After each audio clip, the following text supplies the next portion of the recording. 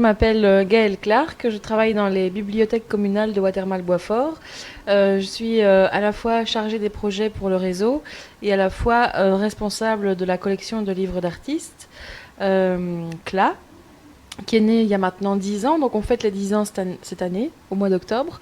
C'est cette association-là qui a porté les projets en alphabétisation avec la maison de quartier du Dries, qui est une maison de quartier à proximité de la bibliothèque à Watermal également. Dès le départ du projet de la collection de livres d'artistes, il s'agissait de mettre en prêt et de mettre à disposition des livres qui se trouvent à la frontière entre le monde des arts plastiques et le monde du livre, qui font appel plutôt à l'intelligence du regard, qui sont accessibles à différents types de personnes, des tout petits jusqu'aux très très grands. Et donc nous, on travaille principalement avec des adultes, mais c'est une section des bibliothèques qui est à l'intersection en fait. Donc c'est-à-dire un tout public et en même temps qui regroupe des livres étonnants, des livres où la matière, où la forme, où le fond et la forme ont quelque chose à se dire et communiquent. Notre lien avec l'alphabétisation, il s'est fait via les maisons de quartier dans un premier temps. Donc là, à raison d'un projet par an, avec un groupe d'apprenants qui mélangeait à la fois des personnes en alphabétisation, donc les alphas, et à la fois des personnes qui étaient elles-mêmes scolarisées dans leur langue, mais qui venaient apprendre le français, ce qu'on appelle donc des FLE, des Français langue étrangère. Alors, mon nom, c'est Anne Herbaut. Mon métier est auteur-illustratrice, essentiellement pour la jeunesse. Ma rencontre avec l'alphabétisation s'est faite à travers ma rencontre avec Gaëlle Clark, les bibliothèques de Boisfort.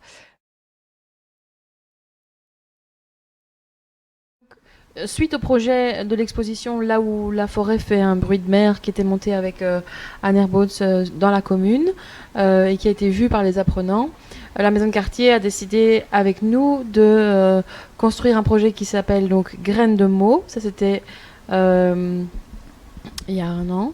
C'est ce qu'a donné cet atelier qu'on va pouvoir voir dans l'exposition. C'est-à-dire ça prend la forme d'un livre accordéon, un livre Leporello, où on découvre les arbres mots qui sont agencés et où on découvre comment est-ce que ces mots ont été développés par chacune des personnes participantes. Le deuxième projet, c'est le projet Caillou. Et là, ce qui est montré,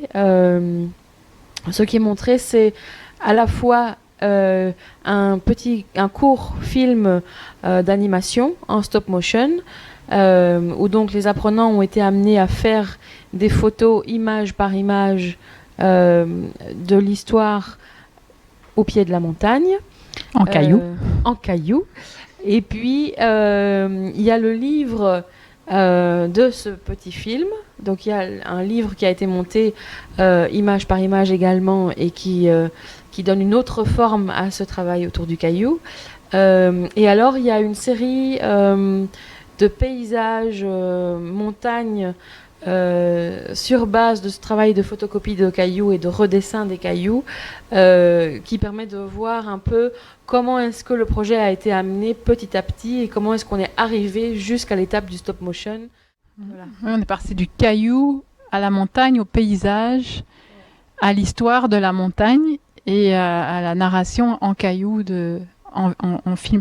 Et aussi, ce qu'on n'a pas encore dit, c'est que pendant l'atelier, on a lu l'histoire d'Arnaud Nobel, on a lu moins d'albums que le premier atelier, on avait lu beaucoup d'albums, mais on a fait des séances où on a projeté des films et des documents sur tout ce qui était cailloux. Donc on a montré un film de Zwangmayer où il y a, je ne sais plus comment il s'appelle, avec un robinet qui est une histoire de temps par rapport aux cailloux. On a montré un extrait de Artavas Pelechian, ça s'appelle Les Saisons. C'est un extrait où les paysans descendent les moutons dans des pentes de roches et le mouton étant très précieux, ils les portent. C'est eux qui sont dans le caillou et le mouton est sur eux. On a montré vraiment de tout, de la vidéo d'artistes contemporaines, de l'animation tchèque, du film arménien. Et donc, voilà, on leur a mis ça comme les cailloux bruts. Et chacun prenait ce qu'il voulait dans ces images. Mais voilà, c'est comme une bibliothèque, comme les mots de la langue, c'est donner de la matière, en fait, le maximum de matière aux apprenants. Du côté, en tout cas, de la bibliothèque, c'est vrai que donc la question de la publication, la question de l'exposition est une dimension importante du projet, pas tant pour la vitrine que ça pourrait représenter, mais plutôt par rapport à la démarche profonde qu'il y a là derrière, c'est-à-dire que c'est le moment où les apprenants peuvent parler eux-mêmes du travail qu'ils ont fait, du chemin qu'ils ont parcouru, de ce qu'ils ont appris, de ce qui les a surpris. C'est des moments aussi où l'atelier, qui était souvent en petit comité dans un espace assez préservé, s'ouvre et va à la rencontre d'un public plus large, d'un public qui n'est pas nécessairement ni connu ni proche du monde de l'alphabétisation. Et on a eu l'occasion de pratiquer cette façon de faire à plusieurs reprises sous différentes formes, et on voit vraiment que c'est aussi à ce moment-là que s'ancrent les choses, que la fierté de ce qu'on a fait arrive quand il y avait parfois des doutes, et que le retour du public aussi est un moment important pour la personne qui s'est mise en état de créer et en état d'apprentissage. Et on parlait d'ouvrir et de bouger. On en avait conclu toutes les deux que par rapport au caillou, on ne sait pas le cadrer, on ne sait pas le figer. Il est tout le temps, il devient à chaque instant, il devient différent. Il est indescriptible et il est informe mais en même temps multiforme.